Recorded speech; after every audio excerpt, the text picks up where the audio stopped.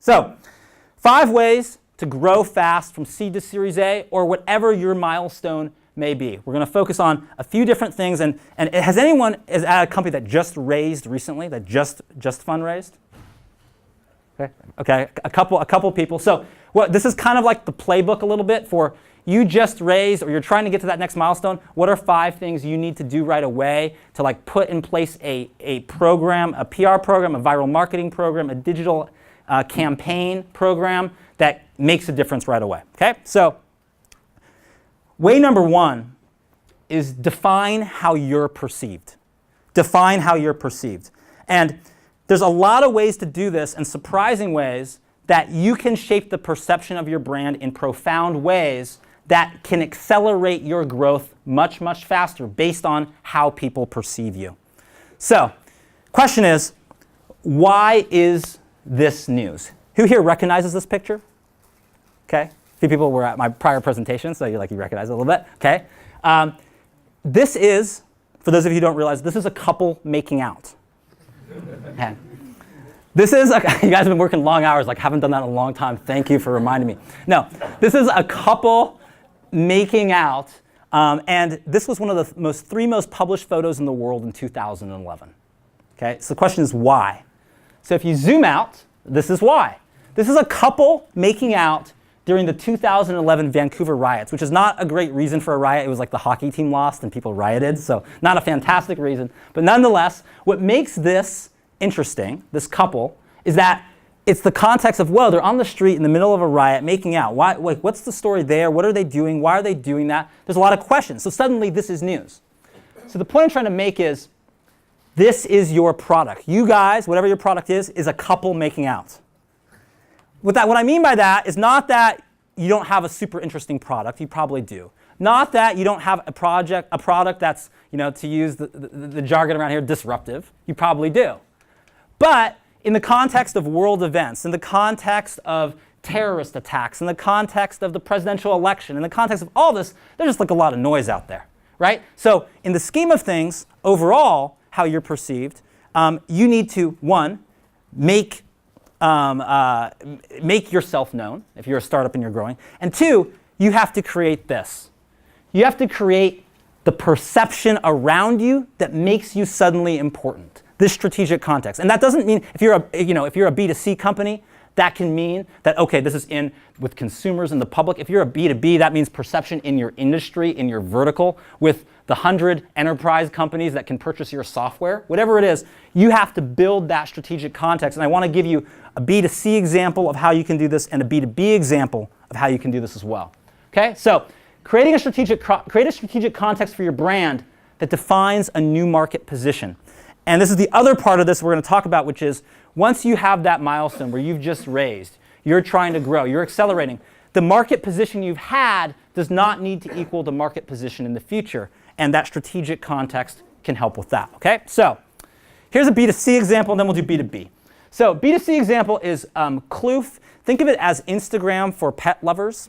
And what is unique about Kloof is that in terms of their perception, if they're perceived as another pet app, it's going to be difficult, right? They're kind of starting from scratch, starting from 0 users. It's kind of a competitive space, and it's even unclear because, hey, people have Instagram. They can share photos of pets there. Why do they need Instagram for pet lovers, right? So how can we position their perception to highlight the fact that really what they're about is not so much about the pets.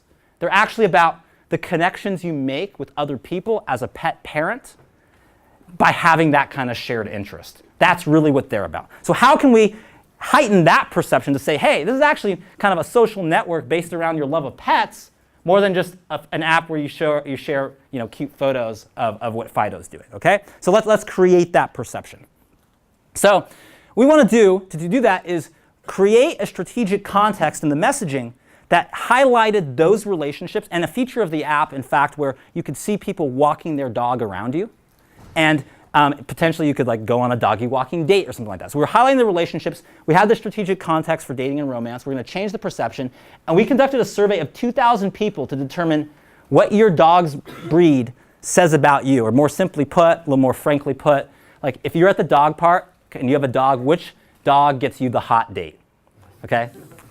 I see a few of you were like not taking notes. You're like, oh, this is good stuff. Okay, I'm writing this down. So the answer is actually, if you're a woman and you want to attract a guy, the best dog breed you can have is a golden retriever. You're seen as, is any women here have a golden retriever? Okay, go get one this weekend. A golden retriever, you're seen as sweet and loving and caring. But if you have a chihuahua, do any women here have a chihuahua? If you have a chihuahua, then you're, oh yeah, okay, you're not careful. This is a stereotype, it's just a survey. But if you have a chihuahua, you're possibly hot but dumb and possibly high maintenance. No, okay, it's a stereotype, right? Okay, so guys, the best dog breed you could have is a Siberian Husky. Anyone here have a Siberian Husky? Brad, no? You need to get one? Okay, no? Okay, if you have a Siberian Husky, then you're strong, protective, and responsible. You're a father figure. But if you have a pit bull, then you're sketchy, slimy, and untrustworthy. Okay, so these are stereotypes. It's a fun survey. But how does this now position the brand to highlight, oh, wow, this is about relationships. One type of relationship is a romantic relationship. And how can we then amplify their message? So this is the Today Show. 4 minutes, about 7 million viewers, them discussing top dog, Kloof survey, dogs most likely to land you a date. This is the other top 2 morning shows in the US. Good Morning America, Boiling Hot, what dogs say about you. CBS This Morning, what your dog says about your sex life. By the way, that was one of the headlines we A/B tested and multivariate tested. So we went with that for some things. You'll see this here. Time Magazine, what your dog says about your sex life. Huffington Post. In the UK and Canada, in 21 countries around the world. They went from 0 to 20,000 users in a day. So your perception that you create, you have the ability to define that. Suddenly, this is an app, this is potentially a social network, this is potentially dating connections. This is more than a pet app based on how we create the story. And so when you have that milestone, when you're growing, you have a chance to define how you're perceived, and you can do that in profound ways. One other example, I'll just share before we do our B2B example, one other consumer example, is we had a client, and they make an app that can detect, that has many features. It's like sort of a Swiss Army knife of features for your Android phone. And it can do lots of things, like it's like sort of intelligent and knowing, okay, if you're sleeping, it automatically turns off your phone for you while you're sleeping so you won't be disturbed. It kind of does automatic things you normally have to set up. And so one of the things we did in their and as we did their messaging was they had a feature in there where they could detect that you're driving and read your text messages to you without you having to do anything. So all of a sudden, we saw that feature. We said, hey, if we're trying to highlight the utility, we want to create an emotional connection with the audience. What if we do a story focused on that that's about how to convince your kids never to text and drive again? That story had so much resonance in hundreds of media outlets around the country. I think 25 plus sheriff's departments actually started petitions to get kids to sign a petition not to text and drive. That in the next iteration of the app became entirely focused around that feature. So the point is, when you have strong messaging, when you shape how you're perceived, that feedback can even shape your entire product roadmap as that develops a certain resonance. Okay, so let's give you a B2B example, just so it's not just all B2C. And this is an old school example, and I like this client because he's an old school guy. This is Howard Ecker and Company, which is a commercial real estate company. And he did the original lease on the Transamerica building. Okay, so he's like a legend of real estate, super old school. You can see how he's dressed there overlooking the city. I like him a lot. If you go to his office, it's unbelievable. It's like so old school. It's awesome. And so he then has a lot of clients who are law firms, ad agencies, accounting agencies. And how do we shift the perception of him? He's an old school guy. To say, hey, all of these startups in the room, as you start growing and scaling and you get to 500 employees, you need to call Howard Ecker to get you your new office. How do we do that? So we're changing the perception, and so we were creating stories that shift how we think of him. One of the things we did was we pitched and did a series of articles for Fast Company, specifically on issues with startups who are scaling. And we got him sort of a column on Fast Company where he would talk about these kind of issues to shift the perception right away.